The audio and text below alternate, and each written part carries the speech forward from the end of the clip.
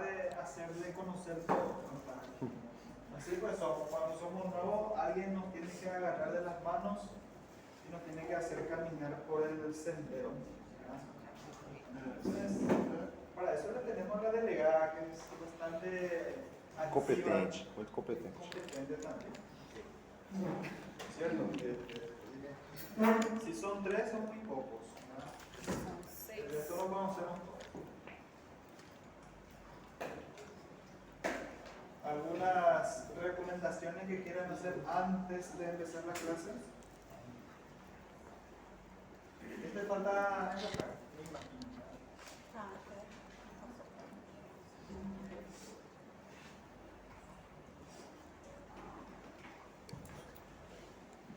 Sí, un poquito me faltaría enfocar. Bueno,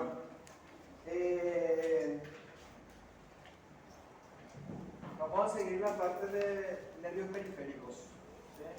Entonces están 12 nervios periféricos, de los cuales ya habíamos tocado hasta el octavo, que es el nervio vestíbulo coclear. Al terminar la parte de neurología, vamos a hacer un pequeño repaso para tratar de aprenderlo al menos lo mínimo. Bien. El siguiente par craneal es el noveno, ¿verdad? Glosofaríngeo.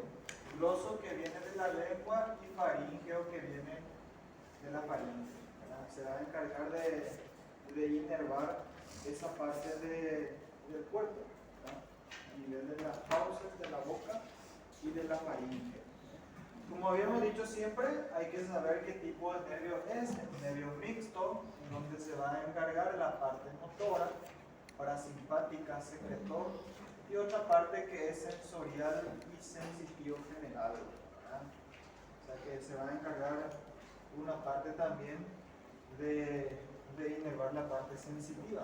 El núcleo real, así como es un nervio mixto, recuerden siempre va a haber un núcleo motor y un núcleo sensitivo, ¿verdad?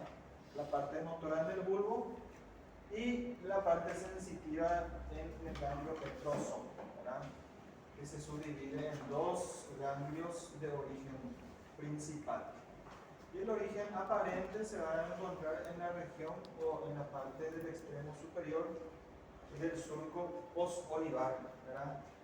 Esto va a emerger en el surco colateral posterior del bulbo raquídeo por encima del lomo gástrico y del espino. Recuerden que a medida que nos vayamos aumentando de número de nervios, lo estamos bajando en el tronco encefálico. Recuerden que en los primeros y segundo par craneal está allá arriba, el mesencéfalo, protuberancia, y ahora estamos ya cerquita de entrar en la médula, ¿verdad? La parte más baja del tronco encefálico. ¿Sí?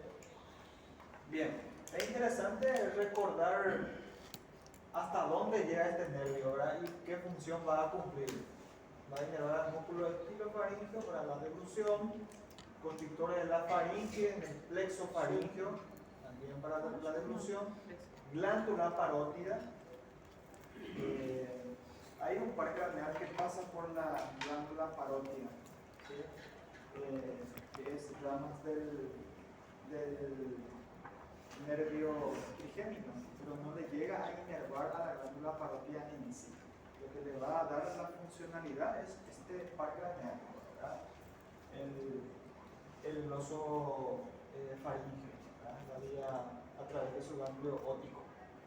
Corpúsculo gustativo, y recuérdense que acá va a inervar para la parte sensorial un tercio posterior de la lengua, ¿verdad? Y los 2 tercios anteriores, ¿por quién está inervado? Los 2 tercios anteriores, había un par craneal que le inervaba los 2 tercios anteriores. ¿Se recuerdan? ¿No? Eu sou sincero, pelo menos. Eu não. Hay que hacer review, ¿verdad? Eu vou ter que Mucosa faríngea, un tercio posterior también, y toda la cara interna del tímpano. Por eso cuando a veces escuchamos un dolor tan fuerte que llega al tímpano y hace muchas veces doler eso. Ese es por causa de este nervio, ¿verdad? Que llega hasta ahí. Quimioreceptor para el cuerpo carotídeo, ¿sí? Para regular la presión arterial y del seno carotídeo también. A la evaluación, nada más nosotros le vamos a hacer. Es mucho más difícil estudiar la parte acá de anatomía y de fisiología que estudiar la propia semiología. ¿Por qué? Porque nosotros le damos solamente a hacer con baja lengua reflejo nauseoso. Y al evaluar el noveno par craneal, también vamos a ir evaluando el décimo par craneal, porque llega también ahí en las proximidades. Entonces con baja lengua nosotros le probamos, o alguna jeringa estéril le probamos en la faringe o en la parte de la lengua posterior, y ahí vamos a tener los reflejos nauseosos. Si está intacto el reflejo nauseoso, posiblemente también el noveno y el décimo par craneal esté intacto, ¿verdad? Le hacemos probar un vasito de agua, ¿sí? Agua limpia, lo posible, y vemos si el paciente no tose. Si no tose, significa que puede tragar bien.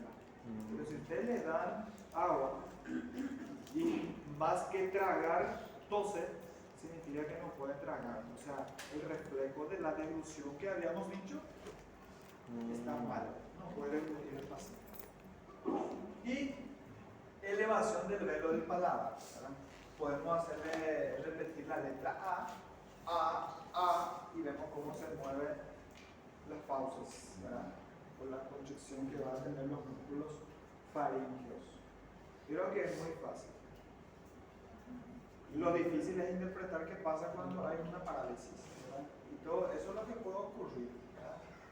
Inclusive en la parte central, en el núcleo real donde se va originando. Ese es el núcleo, ¿sí? Por último se va a ir a terminar en la corteza cerebral la información, ¿verdad?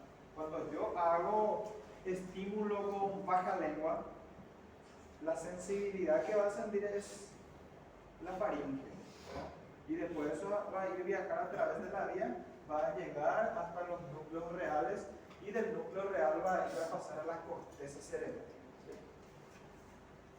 Se recordarán ustedes de una palabra que le había dicho homúnculo, ¿verdad? Homúnculo nervioso en este caso. Vamos a ver un poco por ahí si podemos escribir acá homúnculo, para que ustedes sepan.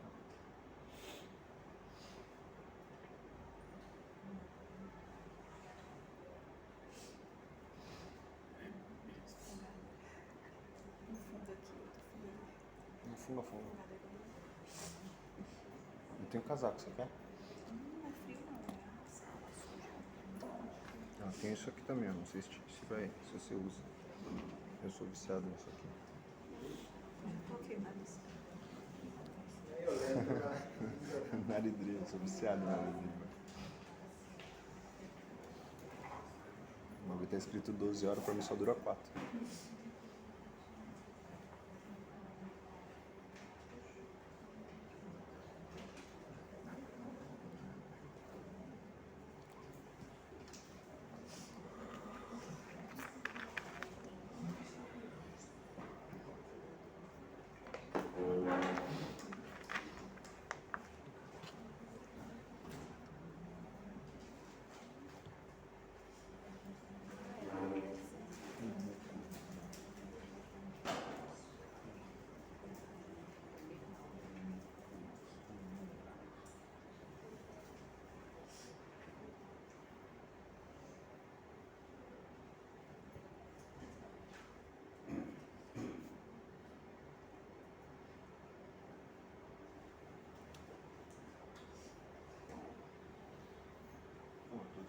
Es el dibujo del homúnculo, ¿verdad? Acá. Se a gente der uma rodada no conocen negócio. el homúnculo. Es un dibujito medio feo, ¿verdad? Será que Pero melhor a a gente ellos se comparan. Foco, né? Tá É, desfocado. tá desfocado. Podia tentar, né?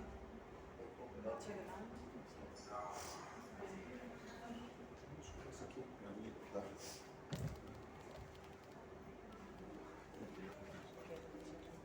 Não, tô desfocado.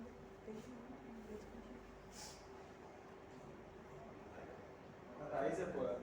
No. Hasta ahí se puede. Hasta ahí. ¿Sí? Fumou, caiu. Falta Não dá pra ler o negócio, eu queria ler. un proyector de mayor resolución. Hasta ahí se puede, ¿verdad? Precisando melhor. Ahí se ve su capacidad. Falta uno Llegó de al mayor máximo. capacidad. Ok. Ese es el dibujo de los músculos, ¿verdad?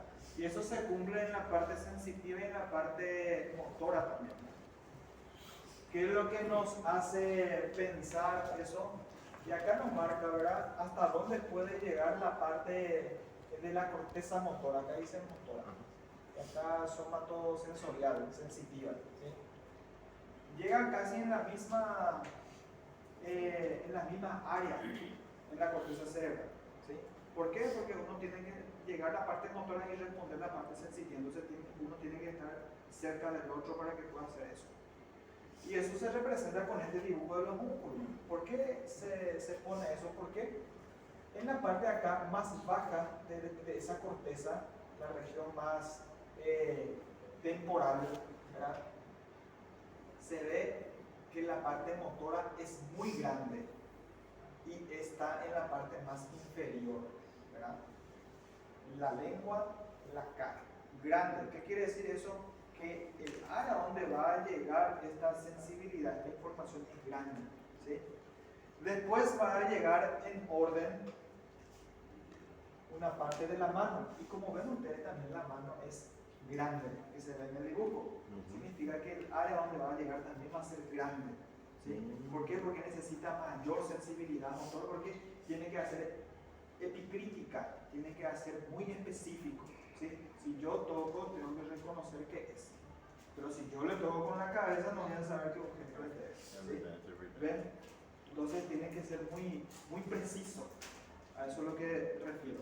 La lengua tiene que ser muy preciso, tiene que reconocer los gustos, tiene que reconocer todo lo que le entra en la boca. La cara tiene que ser muy sensible. ¿Sí? Por eso se dibuja así grande. Y fíjense que el brazo, ¿sí? El brazo es pequeñito, el tronco es pequeñito, el pie es mucho más grande otra vez. ¿Sí? Entonces a eso se refiere en los músculos, para tener una imagen dentro de la cabeza y cómo hacer una mnemotecnia, se compara con ese dibujo, ¿verdad? Entonces,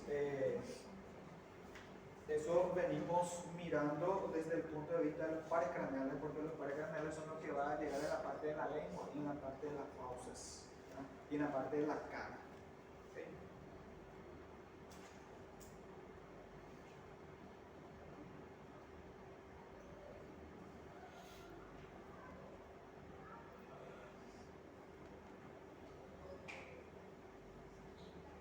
Quedamos ahí entonces.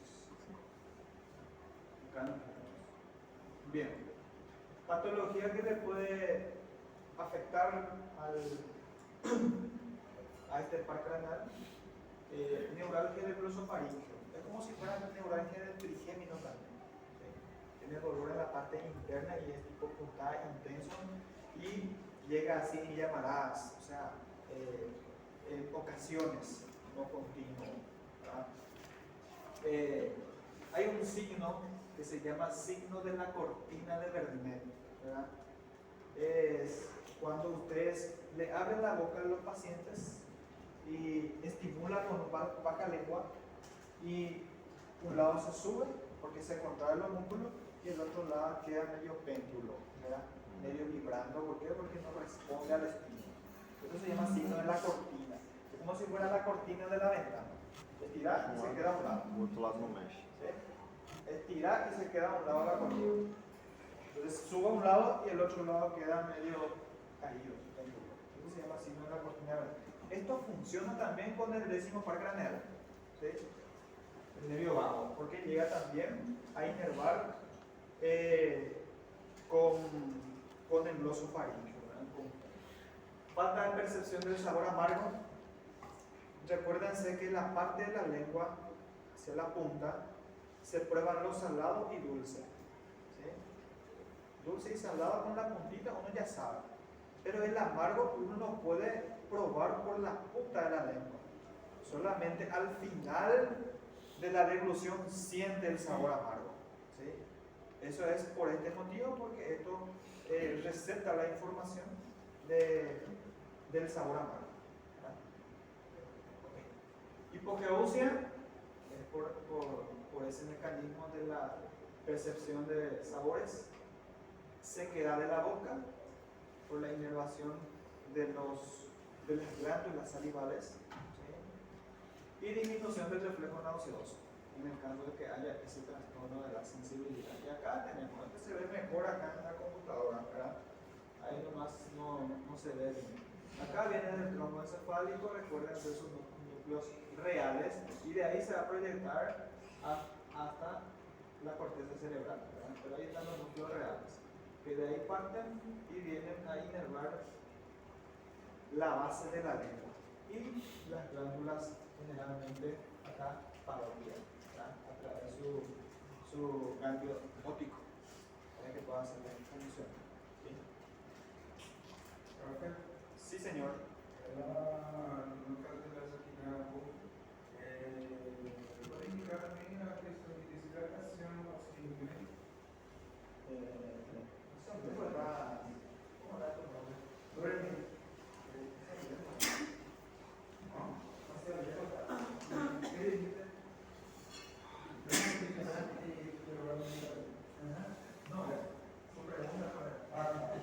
No caso da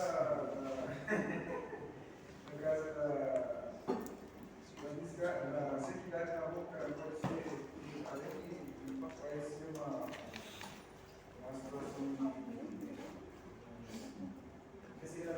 Uma desidratação. A gente estava estudando isso também e corroborando e observando que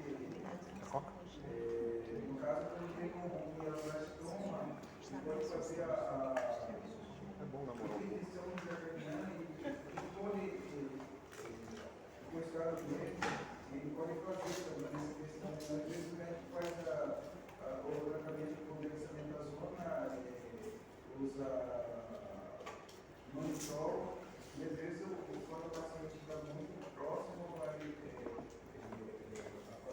uma atopia, aí ele acaba indo para processo cirúrgico e às vezes 50% do paciente. No caso desse problema, no desse caso. Bueno, lo que tenés que tener en cuenta acá, compañero, es poner en práctica no solamente una parte de los datos del examen físico del paciente. Acá el examen físico es general, solamente nosotros damos por apartado así para poder entender mejor. Y acá se pone en práctica. Si vos tenés sospechar un paciente que tiene disminución de la saliva, pero pones otro signo en el síntoma más que le va a acompañar a esto, aparte de eso, los antecedentes que puede tener un paciente, ahí te va a sacar de la bola hacia dónde te va a llevar. Ahora bien, si vos tenés un trastorno cardioencefálico, ya sea un traumatismo, accidente cerebrovascular, una infección, sospecha de un tumor, va a tener su antecedente de cómo va a ir yendo ese paciente. Entonces ahí vos decís, y vas evaluando el tronco encefálico a través de la evaluación de los medios periféricos. El medio periférico empieza de 1 hasta 12. Más tarde te dice que va buscando si el problema está en el tronco encefálico, si el problema está en la parte más alta, más espesa. No me acuerdo, estaba a 5 milímetros de costa no tronco cefálico. Puede ocurrir una alteración porque puede comprimir, por ejemplo, cualquier lesión. Si está un poquito cerca, puede comprimir a través de la expansión. Aí o médico do política e nós levamos ele para a cirurgia com ele, com 2 horas de cirurgia, com a que essa não sabia. Não teve como. Bueno, es neuroquirúrgico. Tiene el tratamiento, no sé qué no está. Solo queremos diagnosticar y vos querés ir al tratamiento, ¿verdad? Y eso todo es cuestión de ver cómo está el estado general del paciente y los criterios que vamos a tener para cada tratamiento en clínica, ¿verdad? ya sea clínica médica o clínica quirúrgica. Clínica médica sin ningún procedimiento quirúrgico, ¿verdad? Y por ahí si tiene criterio ya neuroquirúrgico, seguramente se le va a extirpar, ¿verdad? Seguramente se le va a drenar por ahí si es un líquido, hay quistes o demás, ¿verdad? O tratar con otros medios. Si es un tumor que no se puede abordar, puede ser radioterapia si es localizado, quimioterapia si es generalizado. Exactamente, acá a nosotros lo que nos interesa es llegar a ese diagnóstico a que llegó, ¿verdad?, el médico que le había tratado. ¿Bien? Entonces, fácil, por eso acá le pusimos décimo par, décimo y noveno par. ¿Por qué? Porque se investiga los dos al mismo tiempo, ¿verdad? No van a perder tiempo en evaluar uno y evaluar otro acá, ¿verdad? En el noveno y en el décimo. ¿Por qué? Porque llega el nervio en el mismo lugar, ¿sí? Actúan en conjunto. Acá le hacen estimular con baja lengua y acá le hace tragar agua, ¿sí? Ahí está. Para evaluar el test, tiene que hacer primero con baja lengua y luego dar el agua. Y recuérdense siempre el proceso que tenemos que hacer en cada evaluación médica. Primero vemos, ¿verdad? Ahí vamos a ver cómo está la cara del paciente, cosa que sea simétrico. Le decimos que abra la boca, miramos primero, nosotros no tocamos, ¿verdad? Inspeccionamos primero y después podemos tocar y hacer la maniobra al final de la evaluación. ¿Sí? No es entrar a hacer y meter un lengua sin ver qué es lo que está pasando, ¿verdad? Y explicar siempre a los pacientes qué se le va a hacer, ¿verdad? O si no, los pacientes van a decir, el doctor me agarró, me abrió la boca y me metió ahí una cuchara o una jeringa y me lastimó, ¿verdad? Desde ahí no pude más tragar y ya venía con esa alteración, ¿verdad? Porque muchas veces vienen los pacientes y por el camino, antes de llegar al hospital o al centro donde se va empeorando, ¿verdad? En su casa podía ligeramente tragar algún alimento y por el camino tardó 3-4 horas y al llegar al hospital volvió a hacer probar el agua y ya no puede más. Entonces, mucho cuidado con eso. Porque si no, los pacientes interpretan mal, ¿verdad? Si usted le hace una maniobra y dice, no, desde ahí yo podía tragar en casa y ahora después de que el doctor me haya hecho alguna maniobra ahí no pude más tragar, ¿verdad?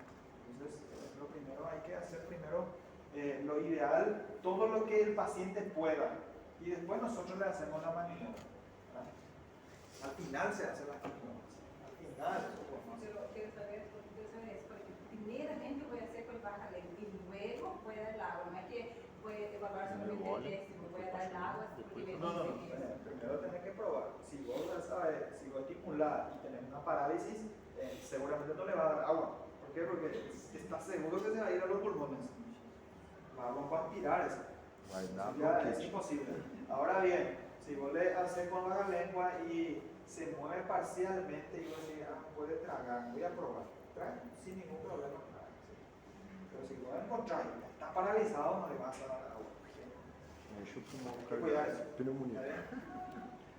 Muy bien. Y este utilizó cotomía. Es una trombita para limpiar, todos conocen, ¿verdad? Para limpiar el contrito. Esto es estéril, ¿verdad? No, este lo utilizó y después seguramente le va a salir medio amargo si es que ya usó eso. Pero ahí puede probar también si el sabor está bien. O cara entrou no consultório assim. Bien. Não é que eu tô... Acá tenemos neuralgia de glosofaringeo que ya habíamos hablado ya previamente a eso. Es nada más para que ustedes puedan leer, esto es patología, es un ejemplo de un trastorno neurológico del noveno par craneal. Y nos vamos al décimo. Entonces ustedes ya saben cómo tienen que evaluar el décimo par craneal. Lo único que tenemos que saber es... vagabundo. Sí, de ahí viene su nombre. De ahí viene su nombre. Adorei. Nervio vago. ¿Por qué? Porque llega en todas o casi en todas partes. Cabeza, cuello y una parte del tórax, inclusive abdomen, ¿verdad?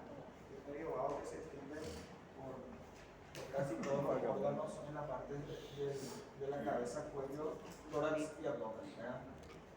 Es un nervio mixto, motor sensitivo, y acá tenemos el motor parasimpático secretor y sensorial sensitivo general también. Origen real, fibras motoras. Este tiene en varios lugares sus fibras, sus núcleos reales, ¿verdad? Varios lugares. Tiene para las fibras motoras voluntarias, en el núcleo caudal antiguo para la evolución de las cuerdas vocales.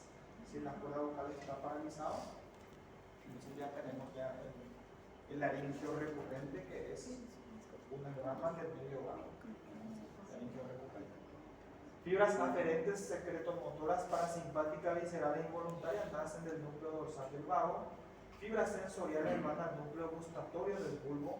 Fibras sensitivas, ganglio superior tubular, que van al núcleo espinal. Y tiene contacto también con varios otros, en medicina se dice aferencias, que se unen con varios pares planeares para poder actuar, ¿sí?, con sus respuestas. Origen aparente, surco ponto-olivar posterolateral caudal, que da origen al glosofaríngeo y por encima del medio espinal. Y fíjense a los órganos donde va a llegar, por eso se llama nervio vago. Y acá, además que acá está un resumen nada más. ¿Sí?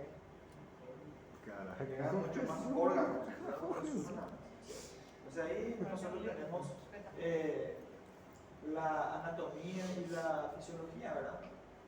Músculo palatogloso, constrictores de la faringe, como hemos dicho también en el glosofaringe, y llegaban también los constrictores de la faringe, en el plesofaringeo, el músculo de la laringe, glándulas y músculo liso de la faringe, laringe, vísceras torácicas, vísceras abdominales. Vísceras se dicen los órganos, ¿no? Órganos abdominales y torácicos. Corpúsculo gustatorio, epiglotis y faringe, receptores del tacto, presión, propriocepción de la mucosa, pared del tubo digestivo, ¿verdad? Esplénica del intestino. Por eso cuando uno tiene molestias abdominales, el problema es vago. Molestias cardíacas, el problema es vago. Molestias esofágicas, el problema es vago. ¿Sí? Y lleva casi a la mayoría de los órganos que están por ahí. Y fíjense que llega inclusive también al tímpano, la oreja, meninge, fosa craneal posterior, ¿no?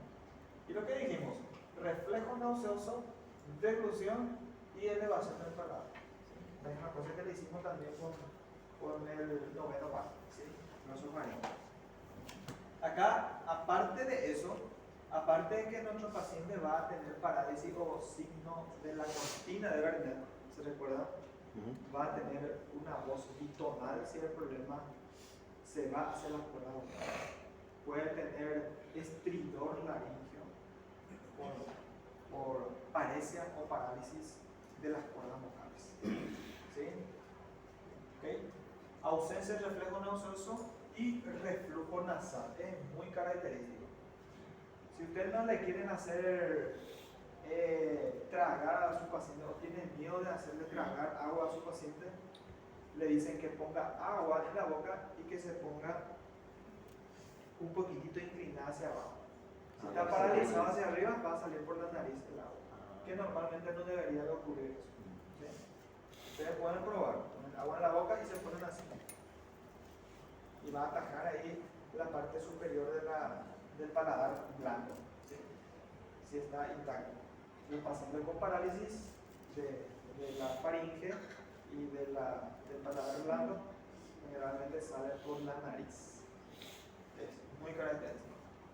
¿Okay? Entonces nada más para que ustedes vean dónde se origina el nervio vago y por dónde. Acá hay montones de nervios, solamente no se ve acá porque se pinta en amarillo y nuestro aparato no funciona. ¿Sí?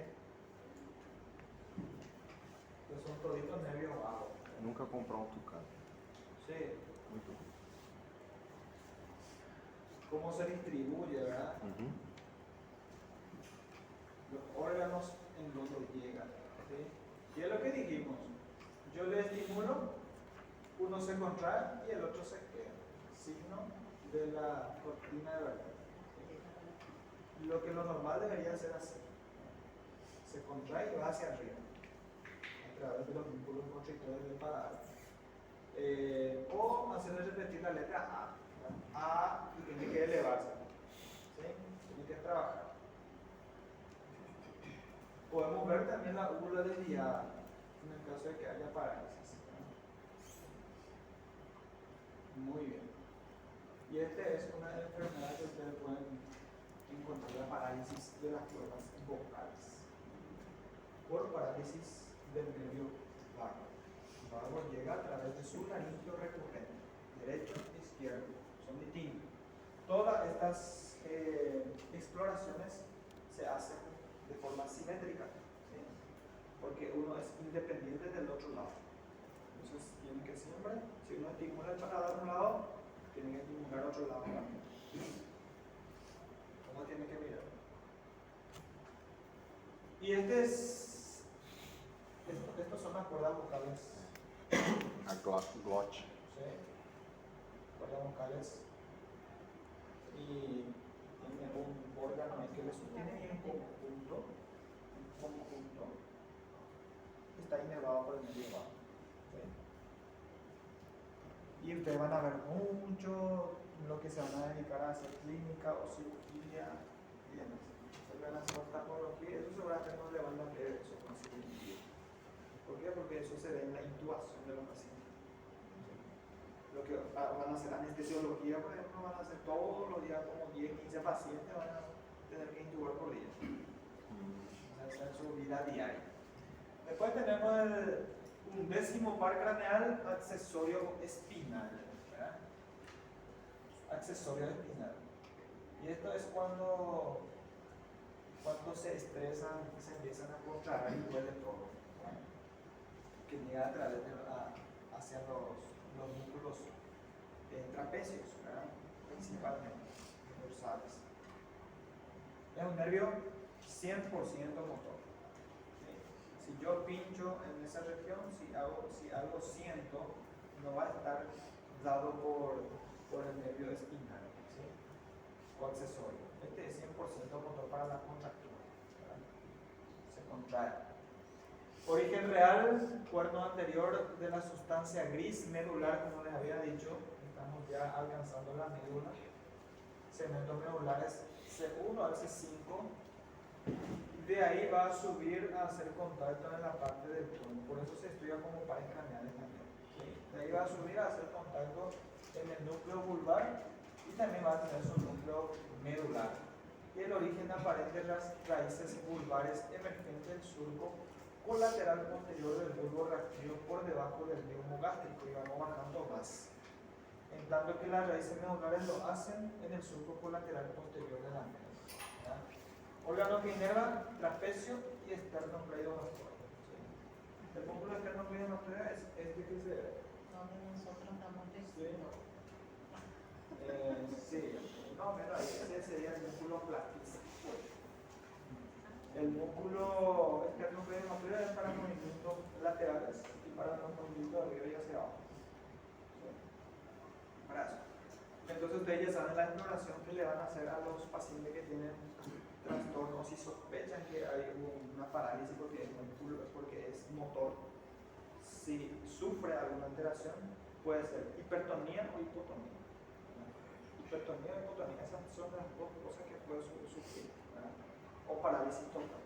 Entonces ustedes le van a hacer mover la cabeza o al propio paciente de forma pasiva y después contra fuerza para medir qué tan fuerte es. Y la misma cosa también, subir el hombro. Eso es lo que hace. Se encarga el 11º par craneal. A ver, movimiento de los hombros contra resistencia, girar la cabeza, motilidad de los músculos estriados del paladar blando, faríngeo, pero acá tiene menos importancia. Digámosle un 10% nos va a llegar a esa parte. Más bien depende del nervio noveno y décimo. ¿Verdad? Patologías, y lo principal son estas patologías. Disfonía muy poco severos. Parálisis del trapecio y del esternocleidomastoideo, hombro caído, si es un lado normal va a estar asimétrico, si es bilateral va a estar simétrico. Dificultad para rotar la cabeza para el lado opuesto a la lesión. Entonces, para que ustedes se fijen, los nervios, el amarillo el acomodo llegato externo cleidomastoideo y el músculo trapecio principalmente. Después la otra rama puede inervar, como dijimos, la parte de la faringe también, pero es nada más un porcentaje menor. Nosotros evaluamos, analizamos, no vamos a decir que el problema es accesorio, el problema va a ser en el noveno, en el décimo. Entonces ahí, ¿cómo se ve? Contrarresistencia hace. Comprime el hombro y le pide al paciente que alce para ver qué tan fuerte es. ¿Verdad? O hacer contrarresistencia con la cabeza para evaluar el músculo interno cleidomastoideo. Ahí se ve. ¿Verdad? Inspección, asimetría. Palpación, tono o flacidez y ver la fuerza muscular. ¿Sí? Y por último, el más fácil de todo. Y también es netamente motor, 100% motor.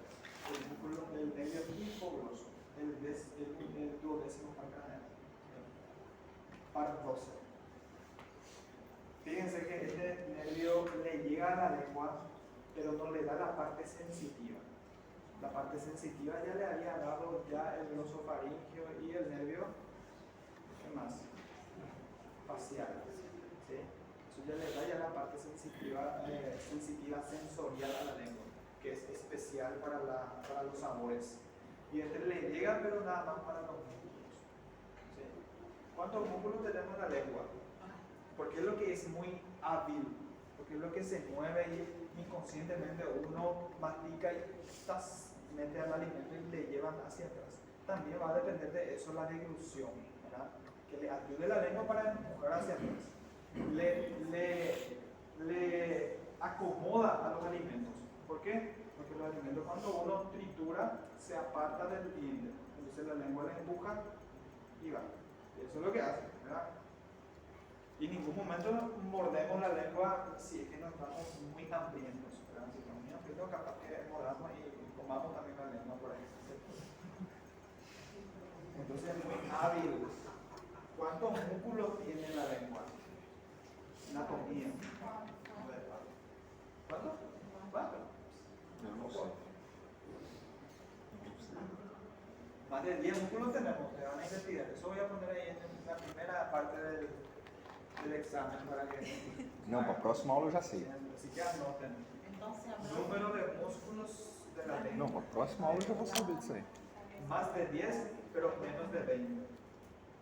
Entre ellos. Ahí está la respuesta, más de 10 menos Ahí está la respuesta. Le doy. más de 10. Ok. Motor puro, ¿sí? Origen real, núcleo somatomotor ubicado en el bulbo raquídeo y que corresponde a la blanca interna del piso del cuarto ventrículo. Origen aparente, hipogloso emerge por 10 o 12 filetes en el surco preolivar del bulbo raquídeo y donde llega a los músculos intrínsecos y extrínsecos de la lengua, excepto el palato gloso, que va a estar inervado, ya dijimos anteriormente, que va a estar inervado por el nervio vago. Pero acá el vago con la lengua no tiene nada que ver para su motilidad. Puede ser que tenga un 5% que va a mover ahí a la lengua, pero si la parálisis de la lengua tenemos, el problema va a ser del hipogloso. ¿Verdad? Hipogloso. Buenas tardes, compañeras. Evaluación, movimiento de la lengua, fuerza, porque recuerden que cuando uno mueve no es porque tiene mucha fuerza para mover, por eso se clasifica la fuerza motriz de 1 al 5, en realidad de 0 al 5. ¿Sí? ¿Se recuerdan de eso, de la parte motora cuando habíamos evaluado? 0 cuando hay ningún movimiento. 1 puede ser un movimiento extrapiramidal, ¿verdad? Así sin voluntad. 2, hay un movimiento voluntario pero leve movimiento, ustedes ven así movimientos nada más. ¿Sí?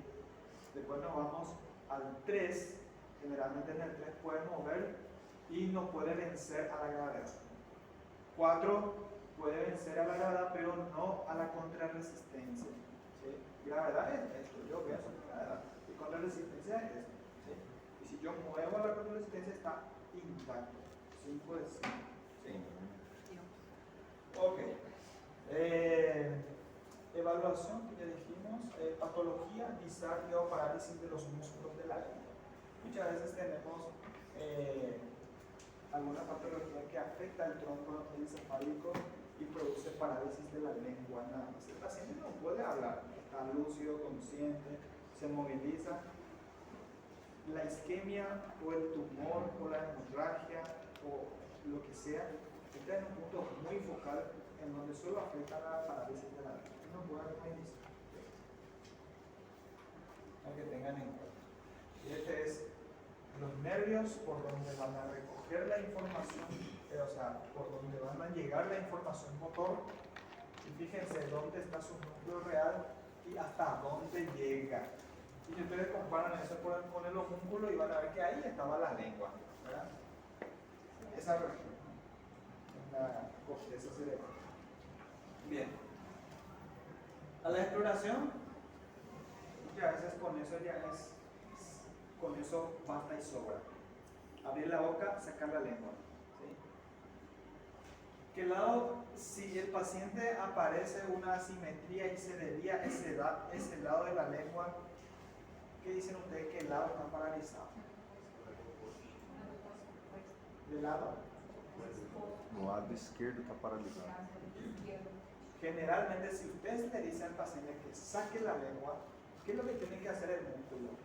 Empurrar para fora. Empujar a la Se o lengua. pulso está vindo para cá, é Si porque este esse aqui está tá mole. paralizado É porque esse aqui tá mole. y empuja la lengua del lado paralizado, ¿hacia dónde va a desviar? Pro lado paralisado. Hacia el lado lesionado. Por eso la lengua siempre, cuando está paralizado, al sacar, mira la lesión. ¿Sí? ¿Sí? ¿Por qué? Porque si nosotros vamos a dibujar a la lengua, Esse lado supongamos tá que fraco, esta es la ele não anda. lengua uno solo, ¿sí? Este es nada más del lado izquierdo, este es del lado izquierdo y del lado derecho. Um lado ¿verdad? não anda. Y si este está paralizado, está paralizado. Yo le digo que saque la lengua, entonces quiere sacar y empuja. Entonces, este es lo que empuja y el otro se queda. ¿Sí? Y le lleva hacia el lado paralizado. Entonces, generalmente la lengua apunta el lado enfermo. ¿Sí? El lado paralizado de la lengua. ¿Sí? Ok. Eso nada más me quería mostrar. Legal. Pues vamos a leer la clínica. Acá, por ejemplo, ¿qué lado está paralizado? Derecho. Del lado derecho. El empuja. ¿Sí? Agora eu vou reparar isso em todo mundo. Muchas veces vemos algunos trastornos de la estructura de la lengua. ¿Sí? No sé si está paralizada la lengua, pero nada más para que ustedes vean la alteración de la estructura que tiene del otro lado es más bien uniforme. ¿Sí? Puede tener también esa característica. Y ven, hay un leve desplazamiento hacia el lado derecho. ¿Sí? Ok. Ese era lo que nos faltaba en la clase anterior, ¿verdad? Entonces terminamos. ¿Preguntas hasta ahí? Não. ¿Nada?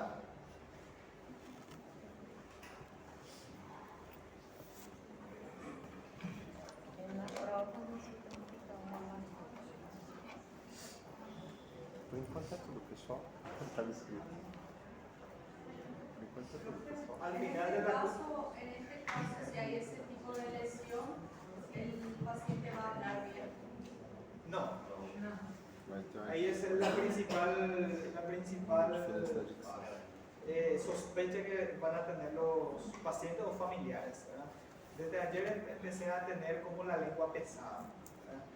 Y van a empezar a tener una dificultad para articular primeramente si es que la lesión está muy focalizada. Y si está un poco grave la situación, no solamente la lengua va a estar alterada.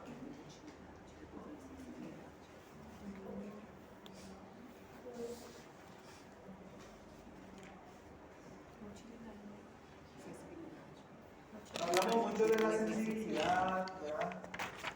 Porque la exploración neurológica es mucho, ¿verdad? Motor, sensitivo, sensorial,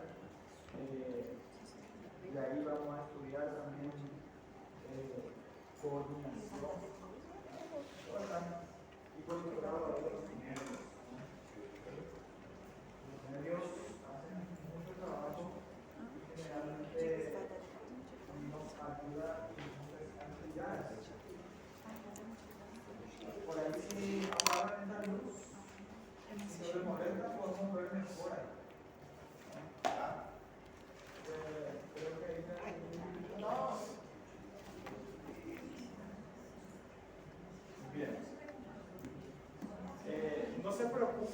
presentación le voy a entregar a la delegada y van a tener. Por lo tanto, lo importante es tener oído y conciencia. Ahí sí que vamos a dormir. Estaba bien. Yo no duermo, no. Ahí está bien. Ah, bueno, depende de ustedes, nomás por mí no hay problema. ¿Ok? Prendan al final, dice.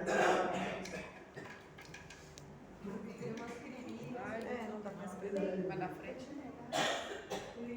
Desliga o Oscar liga da frente. Ah, apaga tudo mesmo, vai dormir vocês aí, tá vendo e dorme.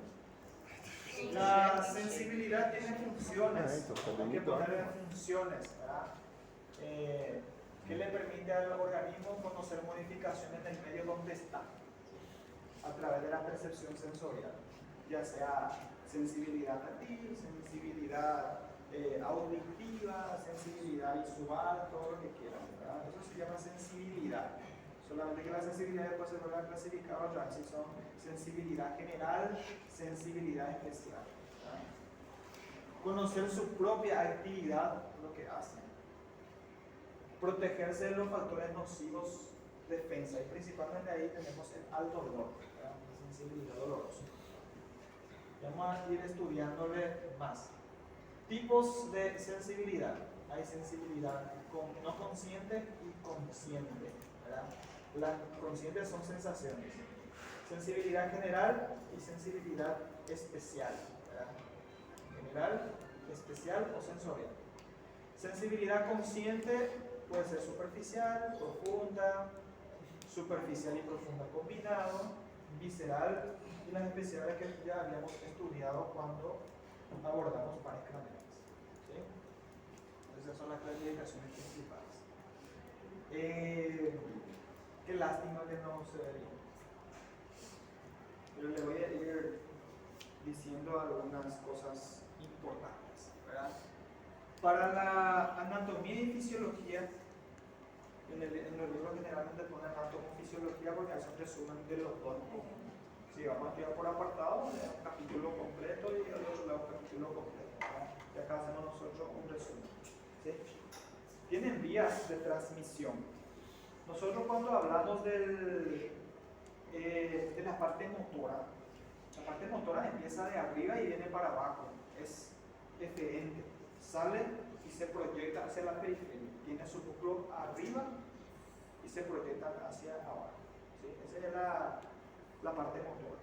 Cuando hablamos de la sensibilidad, toda la información que va a recoger va a estar en la periferia y se va a dirigir hacia el núcleo central. ¿Sí? Entonces ahí tenemos nosotros las aferencias y las eferencias. ¿Sí? Eferente sale y aferentes entran. Sensibilidad, cuando hablamos, son todos aferentes. Va a entrar la información dentro del sistema nervioso, ¿verdad? Y eso viajan a través de fibras nerviosas.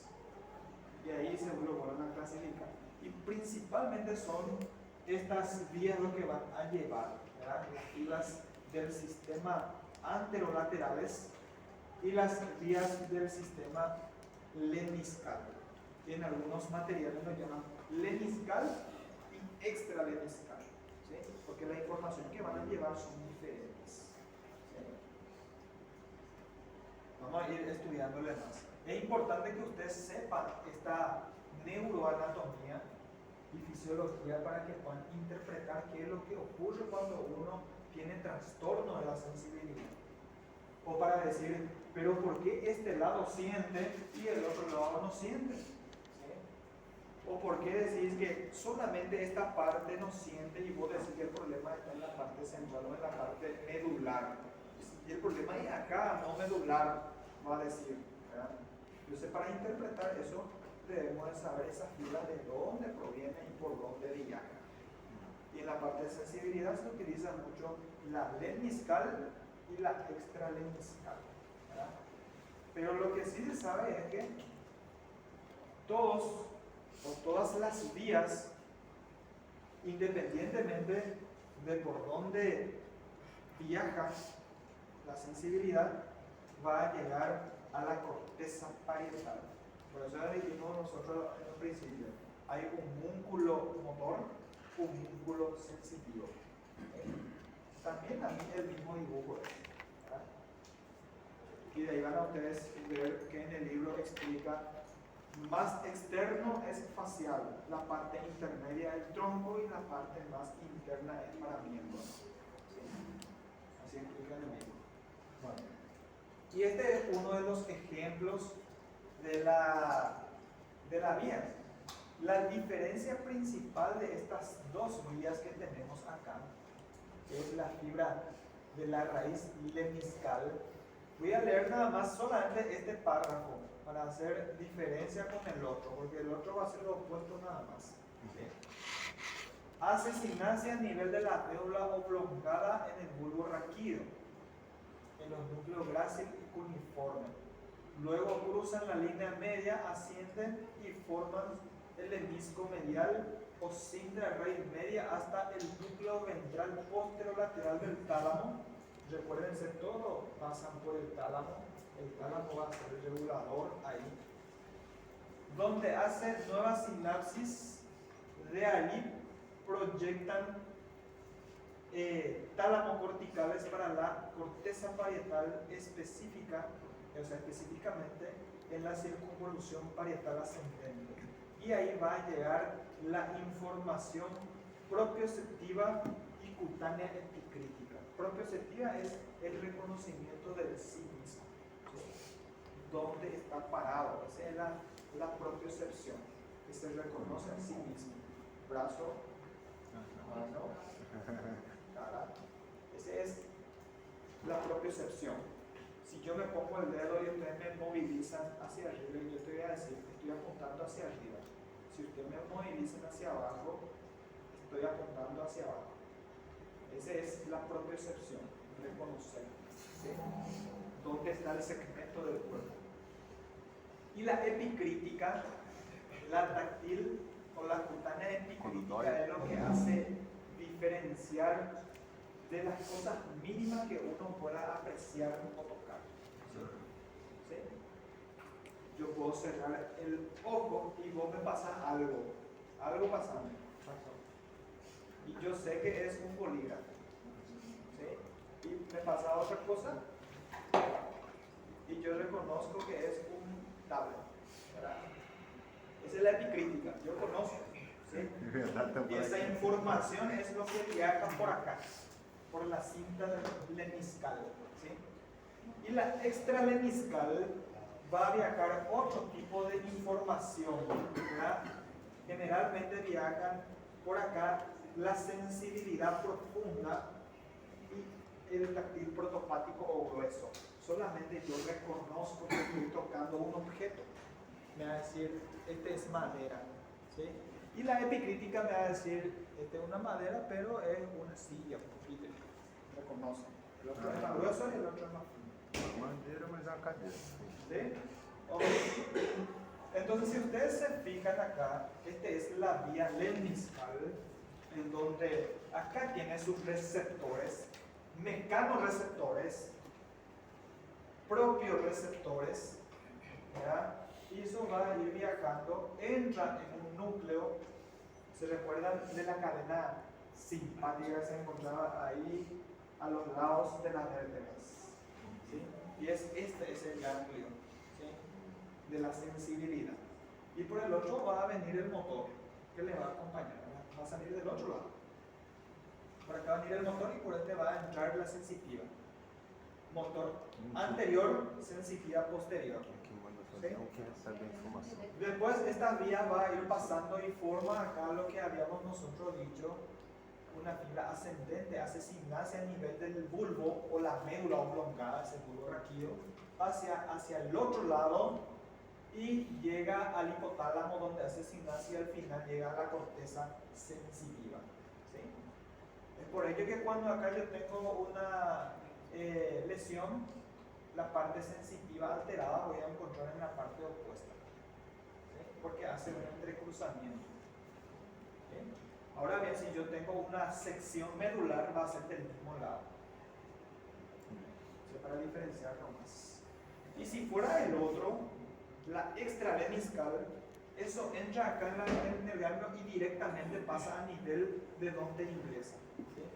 ¿Sí? Si la vía que viene del miembro inferior va a entrar a nivel de L5, y a nivel de L5 pasa ya hacia el otro lado y sube. Y este no. Si este entra en el 5, sube hasta el bulbo raquídeo, pasa hacia el otro lado y después recién va a hacer contacto con su neurona hipotalámica. ¿Ok? Acá, por ejemplo, acá había un dibujo. ¿Sí? Este va a venir y directamente a nivel de la médula pasa y después ya sube. Hace sinapsis con el hipotálamo y después en la corteza. Tipo de exploración. Llegamos a tener como que ya estudiamos nervio superficial, nervio periférico, nervio protopático o de efecto grueso, nervio crítico, la sensibilidad térmica. Entonces eso es lo que vamos a explorar acá en semiología. ¿Sí? Superficial es de la piel, táctil, térmica, dolorosa. Mnemotecnia es ta-do-te. ¿Por qué? Por la piel yo puedo sentir que algo me toca. ¿Sí? Por la piel yo puedo sentir el calor. ¿Sí? Y por la piel yo puedo sentir el dolor. ¿Sí? Dolor no es sinónimo de tocar. Dolor es estímulo nocivo. ¿Ah? Después vamos a sentir el táctil protopática, tacto grueso, también la térmica y la dolorosa. Y la táctil epicrítica, que es el tacto discriminativo localizador que va a interpretar qué es lo que pasa. ¿Sí? Eso es lo que vamos a explorar acá, en la parte superficial de la piel. Ahí vamos a tener entonces qué estímulo vamos a darle al tacto para poder explorarlo, un tacto grueso, y ya habíamos dicho. Hacerle tocar nomás y decir, este es un objeto, ¿sí? Este es madera, plástico, paredes, arena, tierra. ¿Sí? ¿Okay? Y recuérdense de los receptores que vamos a tener acá. ¿Sí? Mecanorreceptores u receptores de la sensibilidad. Y vamos a tener, por ejemplo, de Meissner, de Merkel, de Pacini y demás cosas. Cada uno va a recibir diferentes estímulos sensitivos. ¿Okay? Pero acá principalmente cuando hablamos de táctil, hay corpúsculo de Meissner y discos de Merkel. ¿Sí? Cuando hablamos del táctil. Térmica. ¿Sí? Y táctil es tocar nada más. Para que uno pueda sentir el táctil, es nada más tocar nada más a los pacientes. Que tocar, sentís, sí siento, sentís, sí siento, sentís, sí siento. Si quieren más discriminativo, le hace con un puntiagudo y con otro rombo. Entonces ustedes pueden usar el bolígrafo, ¿verdad? Un lado es puntiagudo y el otro lado es rombo. Este toca y este pincha. Entonces puede discriminar eso. En cada segmento de la piel hasta alcanzar el tronco, y el tronco es diferente otra vez, la exploración. ¿Sí? Entonces, para ir discriminando eso. Te toco o te pincho, siempre con los ojos cerrados. Tiene que ver qué se le está haciendo.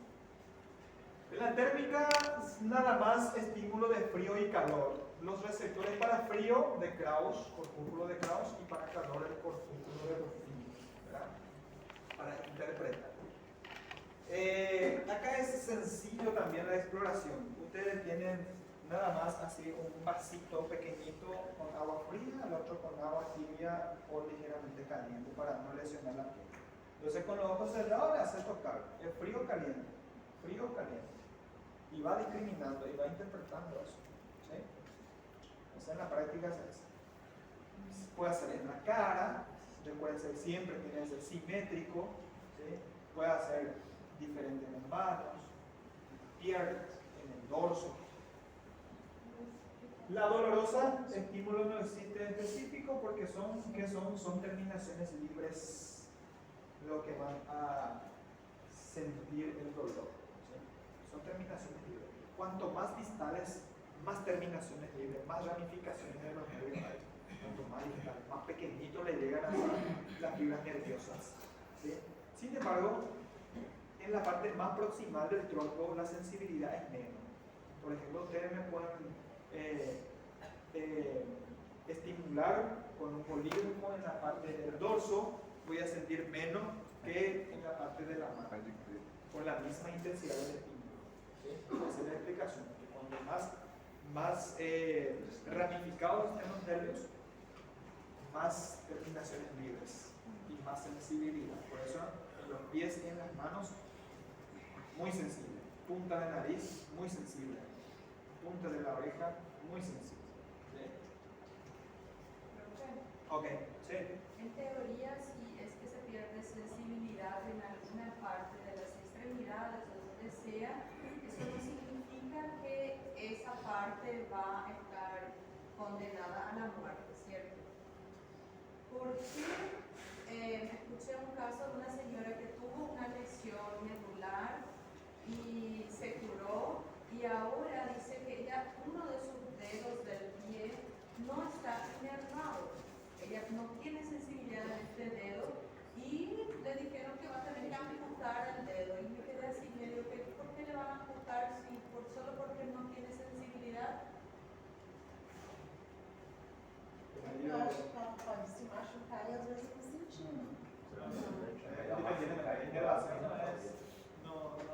No está sujeto a muerte. Pero es una paciente oncológica, entonces... Hay que ver la causa de la disminución de la sensibilidad.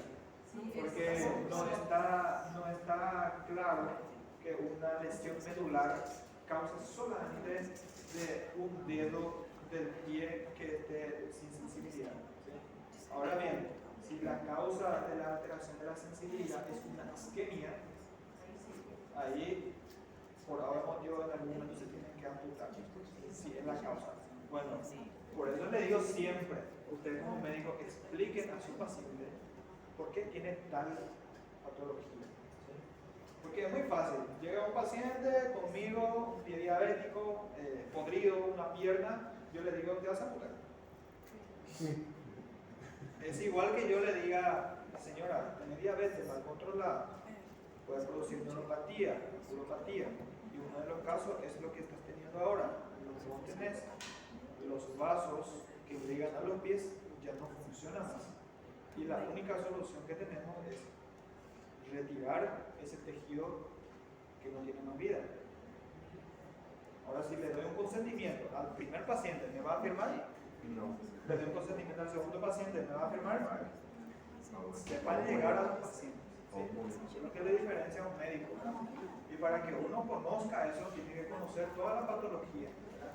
Porque todo tratamiento, por algo viene junto a mí, porque está enfermo. ¿Sí? La enfermedad no solamente es del cuerpo, la enfermedad también es psicológica. ¿Sí? Si yo tengo un infarto, trabajo psicológicamente. Entonces tengo que explicarle cómo para poder entender cómo pasa toda la patología de ese paciente, porque yo no soy médico, yo no le tengo que explicar qué es lo que pasa. ¿Verdad? Y otra vez le vienen los pacientes así, con cefalea intensa, taquicardia, le explicas, señora, no tenés nada, el electrocardiograma todo normal, radioactivo todo normal, no encontramos la causa, y se da su casa y se cura. El doctor me habló y me curó, es un milagro. ¿Verdad? Entonces sepan llegar a los pacientes. Ok, sigamos entonces. Ahora bien, la sensibilidad no 100% cuando se pierde, ya se pierde. Depende de la causa. Si la causa de la alteración de la sensibilidad fuera una compresión neurológica, podría causar una isquemia. Y si resolvemos la causa, recupera el 100% de su actividad. Ahora bien, si la causa de una disminución de la sensibilidad es una sección de ese nervio, posiblemente no recupere más. ¿Sí? Posiblemente. Y si recupera, va a ser hasta un 20% de la sensibilidad que tenía anteriormente, puede recuperar. En el mejor de los casos. ¿Sí? En el mejor de los casos. Bueno. Y como dijimos, por eso el martillito para estimular, hacer el reflejo, traen en la parte de atrás una espinita, un cepillito. Uno es para discriminar la sensibilidad de ti y el otro es la sensibilidad dolorosa. Tampoco nos le vamos a clavar acá a nuestro paciente, ¿verdad? Hay que estimular levemente sin lesionar la piel, porque eso después se puede infectar si lesionamos. Muy bien, la sensibilidad profunda. Recuerden que había una sensibilidad superficial, protopática y epicrítica, y había una sensibilidad profunda, adentro. La sensibilidad superficial está sobre músculos y está sobre la piel.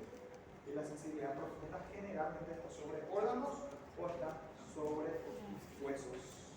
¿Sí? Presión o parestesia. Vamos a presionar. El otro lo tocamos nosotros así. Lo tocamos, hacemos la sensibilidad. Ahora, para evaluar la parte más profunda, ya la tengo que tocar. Siente dolor. Siente dolor. Já tem que dolor. Tá bem, tá certo. Tem que sentir. O hacer un peso, ¿verdad? Parognosia, eso también lo tienen que reconocer ustedes, ¿sí? Porque van a leer eso en la historia clínica. Parognosia negativo y parestesia negativa. Si ustedes no lo conocen, van a tener que buscar a Google, que muchas veces miente también, ¿sí? Tenemos que conocer eso. Los sectores para la presión generalmente está ahí el corpúsculo de Golgi, para las presiones intensas. Parestesia. Golgi de Tindler, corpúsculo de Pacini para sensibilidad de presiones fuertes. Vou escrever isso para escrever. Ok, poco intensas y presiones fuertes. Ah, já senti. Vibraciones o palestesia.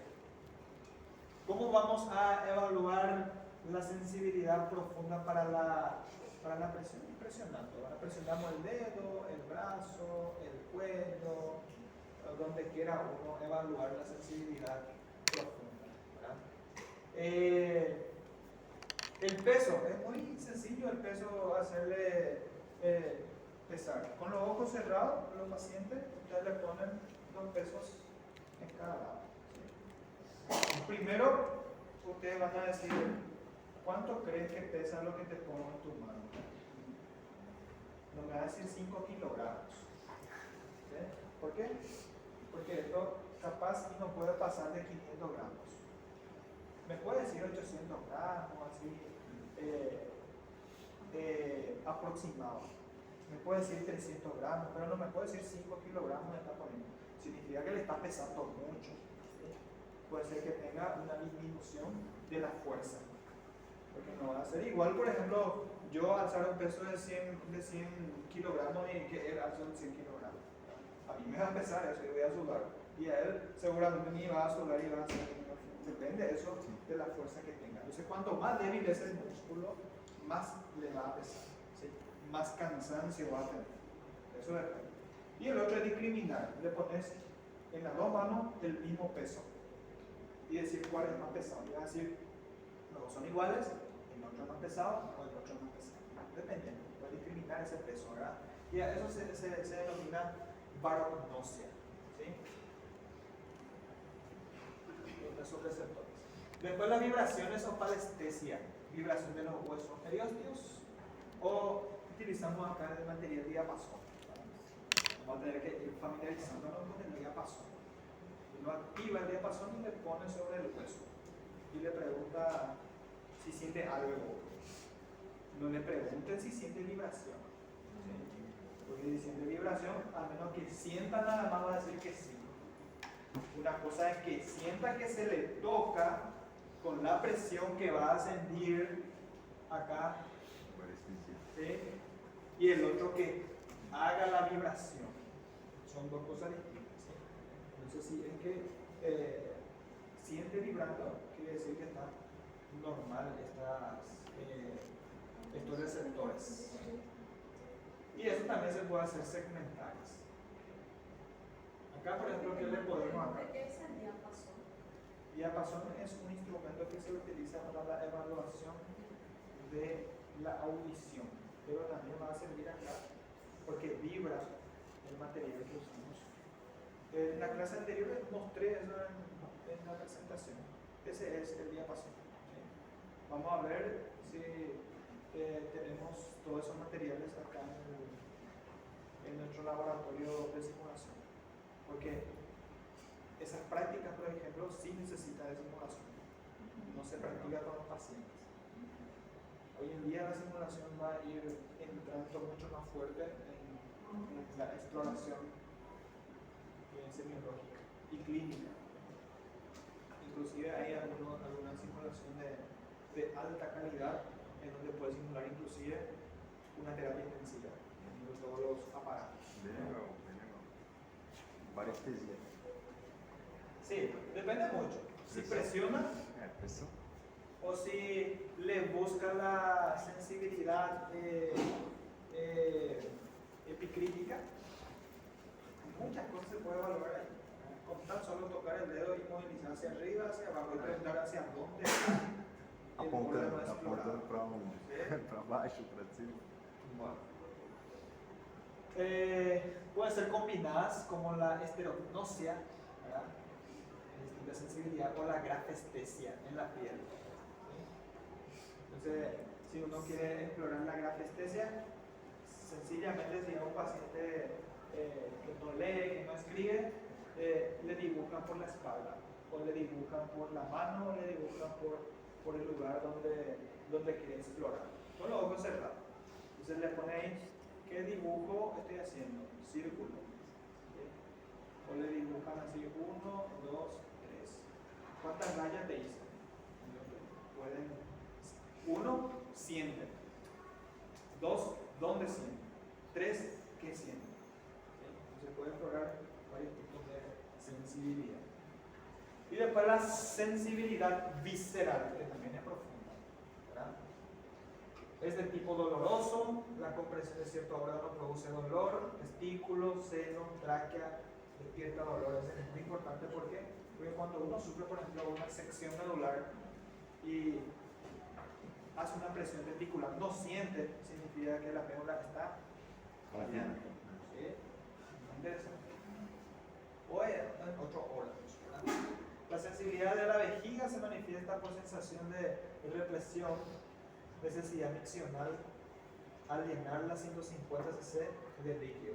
Por eso le digo, ustedes no pueden ir a orinar menos de una hora de llegar al aula.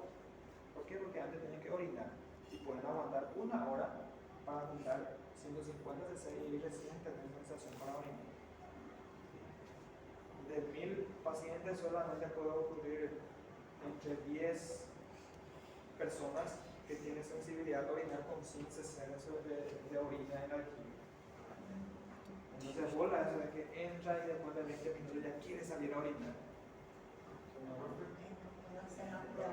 é na hora que eu posso saber assim. Nesse caso de dores viscerais, e quando tem alteração nas células de víscera e verbalho, elas fazem uma,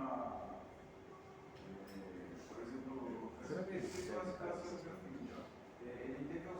essa alteração nas células de víscera e verbalho, fazia uma dor fecal e teve alteração de carne também com esse refluxo, só que em um dado momento essa dor visceral aumentava muito, né? E essas células elas não davam continuidade à velocidade do intestino, e daí o bolo fecal e as fezes elas iam se acumulando em um dado momento, e uma certa porção do intestino ela não tinha a continuidade, ela não fazia os movimentos que eles tinham. E daí, em vez de diminuir a dor, ela só aumentava a conexão do cérebro, intestino, ânus, ela não estava existindo, ele não conseguia fazer,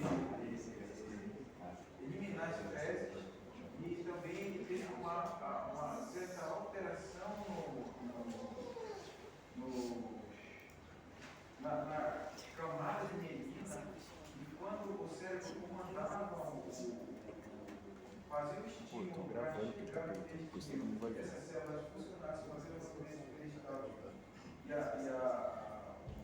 as fezes dessa continuidade, ela acabava não chegando no reto, e foi acumulando essas fezes no intestino. Daí o que aconteceu? O abdômen dele começou a estender, estava muito doloroso, daí ele fez uma cirurgia para fazer uma ileostomia. Da ileostomia, esse sistema técnico, ele acabava fazendo aquelas aberrações na camada da pele, sangrou muito, fez aquelas dermatites sangrantes nele, daí ele reverteu a ileostomia, não funcionou, depois ele fez mais uma ileostomia, não funcionou também, daí ele fez uma retirada de material para biópsia, para verificar se não tinha uma projeção cancerígena, não se verificou. Daí, como foram feitos estudos de acompanhamento e tinha um débito para um patologista, daí o que aconteceu? Ele fez a retirada de 40% do intestino. Vou copiar isso aqui também. E ele ocorreu de novo, o cérebro não conseguiu projetar essa situação desses movimentos, e o médico fez a anastomose também. Daí, com o tempo, ele foi fazendo essa comunicação. Hoje ele faz 5 anos que ele fez esse exercício, ele passou 8 por segundo, e o que acontece? Começou o cérebro, conseguiu fazer com que o organismo dele entendesse que a alimentação tinha que entrar no intestino, as células de Menzel-Gebach tinham que funcionar, o intestino teria que fazer os movimentos peristálticos, e o cérebro começou a fazer esse movimento até o reto. Mas houve uma certa alteração nessa situação aí, porque em vez do pode ser formado, ele começou a fazer os projetos de arritmia, mas hoje começou a funcionar. Por isso que é possível, quando essas duas viscerais elas têm alteração na célula do Menzel-Gebach, se elas alteram muito a dor, você vai diminuir mais. Caso clínico completo, ¿verdad? Especialista. Yo voy a hacer un resumen. Ahí está bien el caso clínico, ¿verdad? Não há sensibilidade como está. Eso vamos a utilizar. Isso é da. Está bien el caso clínico propuesto por el paciente. Es un caso clínico ya resuelto, ¿verdad? En un principio es difícil, en ese caso, buscar la causa. Siempre es lo que se hizo, ¿verdad? Buscar la causa. Una hipertonía intestinal baja por trastorno de la sensibilidad, ¿verdad? Y puede ocurrir varias las causas, ¿verdad? Y eso es lo que se tiene que ir buscando, de la causa más frecuente a la causa menos frecuente, ¿sí? Generalmente los pacientes más jóvenes tienen trastorno de la evacuación por alteración inflamatoria, de etiología inflamatoria. Puede ser una colitis, puede ser que sea inflamación causada por alguna infección bacteriana, ¿verdad? Puede ser de origen neoplásica, como tumor, lo que se había buscado, ¿verdad? O alguna tumoración por compresión puede producir ese trastorno de la evacuación. Puede ser producto de una alteración circulatoria, puede ocurrir ahí, qué sé yo, una dilatación vascular venosa, hemorroidal, y que al final va a llevar a un trastorno inflamatorio, pero inclusive puede producir una trombosis en esa región, ¿verdad? La región rectal. Uno tiene sensación de irse del cuerpo, pero no puede. ¿Por qué? Porque hay una hipertonía en esa región, ¿verdad? Y generalmente el tratamiento, cuando la inflamación, la infección o el tumor está avanzado, es a buscarle hacia afuera para poder extraer materia fecal de adentro, ¿verdad? Y eso es lo que le va a trancar y eso es lo que le va a producir complicaciones. Entonces ir buscando la causa. Al final no sé con qué diagnóstico llegaron, ¿verdad?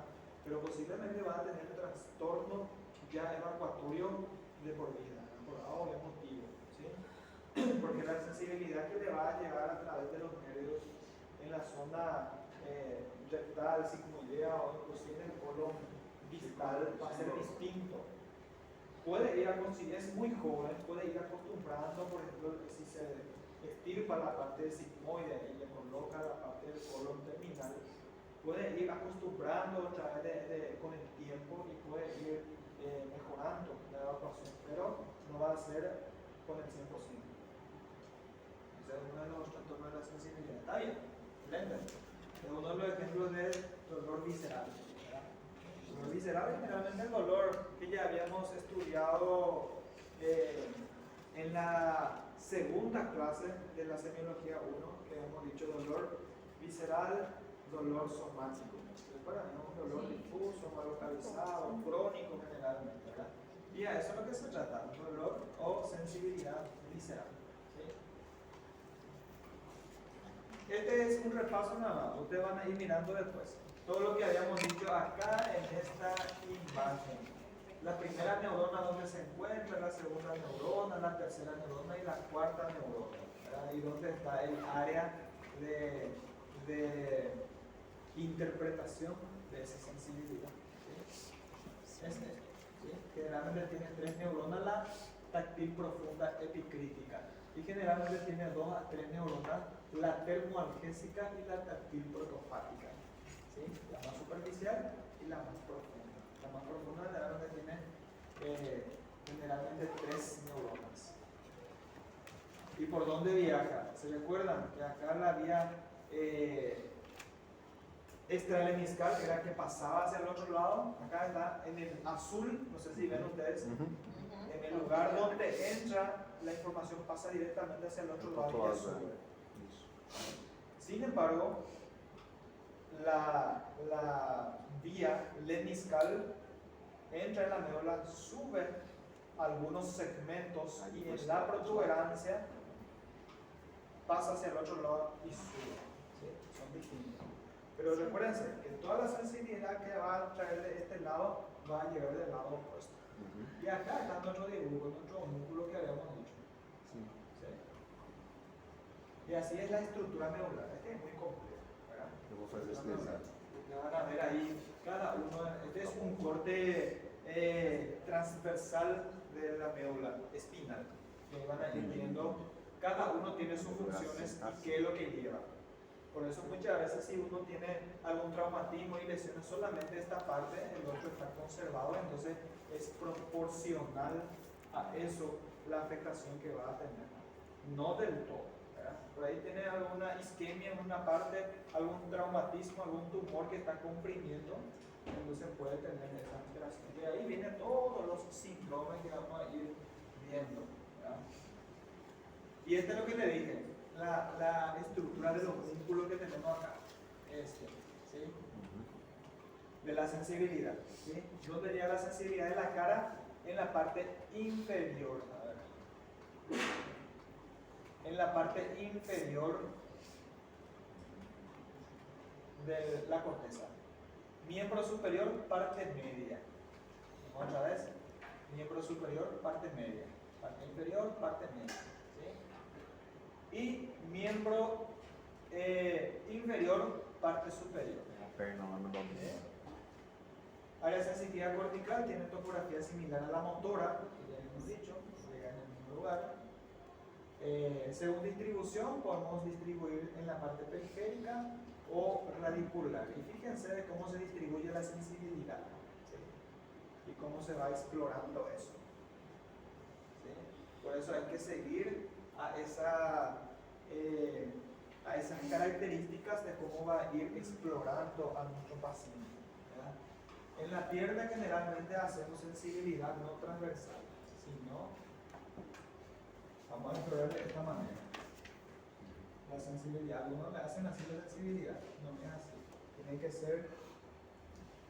Cada lugar é um risco Y diferente. el otro es. Ah, al revés. entendi por causa Sí. disso. Agora entendi. El otro es al revés. Para que ustedes sepan nomás. Esto se llama dermatoma. ¿Sí?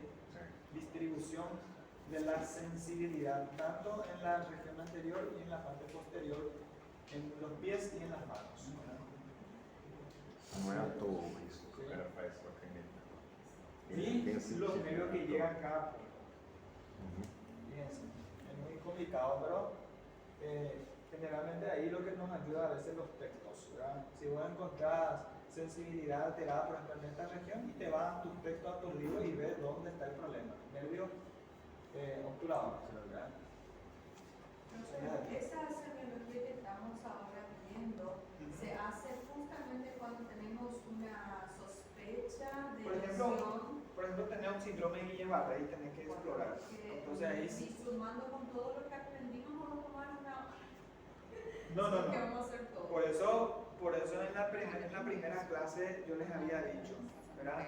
En la primera presentación, ¿verdad? La evaluación neurológica no debe de ser extensa ni larga, ¿sí? Sino tiene que ser completa y de acuerdo a la patología que vos estés pensando. Si vos tenés un trastorno de la sensibilidad del miembro inferior, evalúen sensibilidad del miembro inferior y motor del miembro inferior para ver si está alterado. ¿Sí? Lo otro vas a explorar, pero vas a hacer de pasada nomás, no vas a tener que explorar así del 100%. ¿Sí? Si vos tenés un paciente con cefalea, solo cefalea, no le vas a estar explorando toda la parte sensitiva motor. ¿Entienden? ¿A dónde lo que quiero llegar? Pero si ustedes exploran la sensibilidad del miembro inferior, exploren todo. Yo quiero saber todo del miembro inferior de la sensibilidad. Si tiene sensibilidad térmica, táctil, protopática, epicrítica, profunda, vibratoria, estereognosia, palestesia, todo lo que ustedes quieran sacar, tienen que sacarle. Eso significa hacer completo, ¿sí? Pero es una zona que está afectada. Condiciones para la exploración, creo que ya estuvimos describiendo en cada punto, ¿verdad? Tener buena atención a los pacientes, generalmente los pacientes de ojos cerrados, y explicar generalmente qué se le va a hacer y explorar a cada lado, porque son simétricos siempre. Alteración en la sensibilidad, después ustedes iban a ir viendo, acá tenemos cefalea, raquialgia, ¿verdad? Un término que hay que saber, dolor a lo largo de la columna vertebral. Radiculalgia, dolor por la irritación o compresión de las raíces de un trayecto del nervio sensitivo, se llama radiculalgia. Después las neuralgias que podemos tener son neuralgia crural, neuralgia del fémur cutáneo, muy frecuente la ciatalgia o neuralgia del nervio ciático. O sea, muy frecuente. Generalmente se produce por compresión a nivel de la médula. Y eso tiene corrección, ¿verdad? Y muchas veces, si es por compresión, generalmente se puede dar antiinflamatorio. Tratar de desinflamar en el lugar donde están comprimidos. Entonces, cuando hay una ciatalgia por causa de ciatalgia, pues ocurre en los pacientes que están mucho tiempo sentados. O los pacientes aenosos que tienen una posición ansiosa. Entonces, si vos querés saber si el problema es anatómico, significa anatómico, si hay una compresión ósea sobre el nervio, entonces eso se puede ver con la imagen de resonancia magnética. Pero si vos decís, acá la compañera estudia 12 horas todos los días, o trabaja como secretaria, y tiene que estar sentado todo el día trabajando. Y a consecuencia de eso ahora tiene una ciatalgia en el miembro superior que duele. ¿Por qué? Porque todo el tiempo está comprimiendo el nervio. Entonces va a quedar una ciatalgia. Entonces, ¿cómo se podría tratar de la considerar? Le tenemos que decir que tiene que levantarse cada una hora, cada hora de su cita, hacer una caminata, tratar de mejorar la circulación de ese pequeño programa de tiempo. No le vamos a decir, no, toma ibuprofeno. ¿Por qué? Porque va a mejorar el dolor, pero va a seguir la causa y va a empeorar. Eso con el tiempo va a empeorar. Por eso me pareció raro cuando dijiste antiinflamatorio, porque si hay una compresión, significa que hay un problema y que tiene que ser resuelto. De acuerdo a su causa. En general, no se trata de antiinflamatorio. Así es. Si es que vos sospechás que el problema es anatómico, una compresión, el problema es quirúrgico. Lo que yo no es mío, yo decir, voy a desinflamar y puede ir mejor. Pero llega un punto en que la compresión ya no se puede más, porque al ser tejido óseo también va a ir venciendo, va a ir como se hay que liberarnos. Apareceu uma época uma paciente aqui que ela teve um problema de dor, acho que tem distrito. E o que Tem que botar um limite para perguntar para ele para curar o paciente na assiste aula. ela teria uma cefaleia assim, numa intensidade que ela aumentava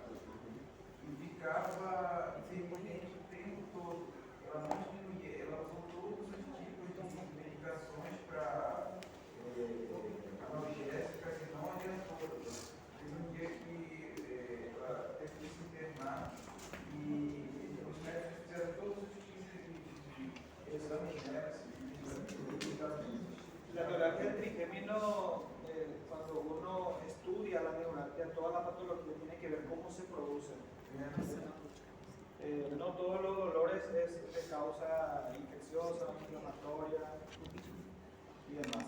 Hay que ver cómo fue el mecanismo que ocurre para que haya una neuralgia. Y generalmente y específicamente cuando se trata de neuralgia del trigémino, es más bien por vasoconstricción, ¿verdad? Por isquemia. Entonces, ¿qué es lo que se hace en ese caso? Generalmente se utilizan vasodilatadores, ¿verdad? No los analgésicos comunes. Entonces hay que ir estudiando eso. Nosotros no estamos en la parte clínica, recuérdense eso. Yo le puedo hacer miles de cosas de tratamiento, pero vamos a perder tiempo haciendo tratamiento y no estudiando la semiología. Ahora sí podemos dar así esporádicamente algunos ejemplos. ¿Sí? Para melhorar a situação dela, ela estava grávida e ela teve que passar por um procedimento cirúrgico. No, el tratamiento de neuralgia trigémino no es Só que a obstetriciana ela não hay que buscar la causa desencadenante primero, porque generalmente tiene un aura, cosa que desencadena por cada estrés, por cada periodo menstrual, por cada vez que le vea a su jefe, tiene su neuralgia trigémina, entonces hay que ir viendo cuál fue la que le provocó eso. Entonces evitar primero esa cosa que le provocó. Y segundo, tratar, como le digo, no es con analgésicos comunes. ¿Okay? Bien, alguna maniobra que se utiliza para diagnosticar, por ejemplo, la ciatalgia, se puede hacer el signo de Lissauer o la maniobra de Gogol-Zimmermann. ¿En qué consiste? Hacerle acostar a nuestro paciente y elevar nada más las piernas. ¿No? Ahí en vivo, acá. Se le cuesta a los pacientes a estirar o flexionar el músculo sobre el abdomen con la pierna extendida. ¿Y eso qué es lo que hace? Estimula el nervio ciático acá, estira, moviliza su lugar. Entonces, si es que tiene ciatalgia o el nervio ciático está inflamado, posiblemente no pueda hacer esto. ¿Sí? Y el siguiente es nada más flexionar o Ponta do pé para dentro. el pie contra la pierna. ¿Sí? Para empeorar más aún la extensión. Okay. Hay una sensibilidad subjetiva y también hay sensibilidad objetiva. Subjetiva es lo que los pacientes nos va a ir diciendo, ¿verdad? Cuál va a ser la causa. Y ahí vamos a tener la parestesias y la disestesias. Percepción sin estímulo de hormigueo, pinchazo, adormecimiento en la pierna o en el miembro afectado. Localización extremidades distales preferiblemente manos o pies, ¿verdad? Puede también tener parestesia y disestesia de la cara, pero no es frecuente. Por eso nosotros hablamos lo más frecuente para que ustedes tengan en la práctica eso. Etiología de las enfermedades que producen parestesia y disestesia son las polineuropatías, esclerosis múltiple, enfermedades renal, ¿verdad? Por isquemia, arteriosclerosis, tromboangeitis, ¿verdad? Para son la coagulación. Ese sería el que no siente absolutamente nada. Parestesias es cuando la sensibilidad va disminuyendo. Disestesia es en conjunto de las alteraciones que puede tener una sensibilidad. Puede estar aumentado, puede estar disminuido o puede estar abolido completamente. Y si es que está totalmente abolido, se llama anestesia. Si dice ahí sí, hormigueo, sí. Puede tener un trastorno de la sensibilidad sin hormigueo, ¿sí? Pero en la mayoría de los casos va a ir empezando con hormigueo, ¿verdad? Y va perdiendo su sensibilidad. Y eso van a tener en la práctica, que hoy en día es muy frecuente, el Guillain-Barré, ¿verdad? Que a medida va perdiendo la sensibilidad, le va a parecer que algo le está corriendo todo en la pierna, o en la mano, o en la cara, dependiendo del tipo de Guillain-Barré que tenga. Y en otro caso hay una enfermedad degenerativa en los pacientes diabéticos también pueden encontrar que va perdiendo procesualmente la sensibilidad, ¿verdad? Pero muchas veces no tiene ese hormigueo, solamente va perdiendo la sensibilidad. Cada vez más necesita más estímulo para sentir. ¿Sí? Okay.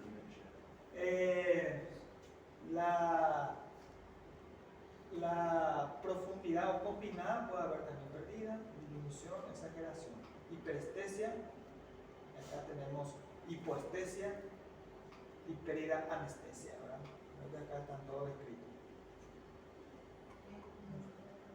Y alguna patología que tenemos también de la alteración de la sensibilidad visceral, la siringomielia o la siringobulbia, que es generalmente un tumor con líquido quistes que se encuentra depositado en la médula y que va comprimiendo las vías neurológicas, las vías sensitivas. Y muchas veces encontramos nada más y un hueco, siringomielia.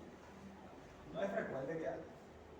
Y la TAVES, que puede producir por infecciones bacterianas.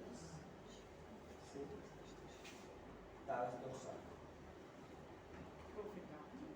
Acá están descritos nada más las características clínicas que ustedes le van a encontrar. ¿Cómo le van a encontrar a la semiología? ¿Sí? Porque generalmente la sospecha es semiológica. Acá tenemos la siringomielia, abolición de la sensibilidad térmica y dolorosa, y ustedes ya van a saber. Sensibilidad térmica y dolorosa porque vía viajaba. ¿Verdad? Conservación de la táctil y la profunda. ¿Por qué? Porque los dos son distintos subvidas. ¿Sí? Se observa en siringomielia, hay lesión en haz espinotalámico lateral. Ahí está el problema. Por eso uno se conserva y otro está abolido en la pérdida. Y la tabética abolición al revés, de la sensibilidad táctil epicrítica y profunda. La térmica y dolorosa es el táctil epicrítica y profunda. Y si el problema acá está en el espinotalámico lateral, acá vamos a encontrar en el otro que habíamos dicho. Entonces la sensibilidad que va a sentir es diferente que la sensibilidad que va a perder. ¿Okay? Por eso pusimos estas dos patologías que vamos a decir que son patologías viceversa entre ellos. ¿Sí? Que se diferencian ellos.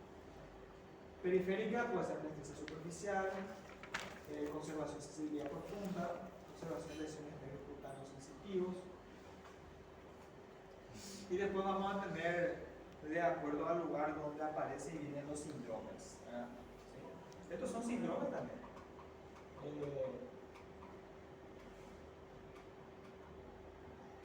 Estos, siringomiélica y tabética, forman un síndrome, ¿verdad?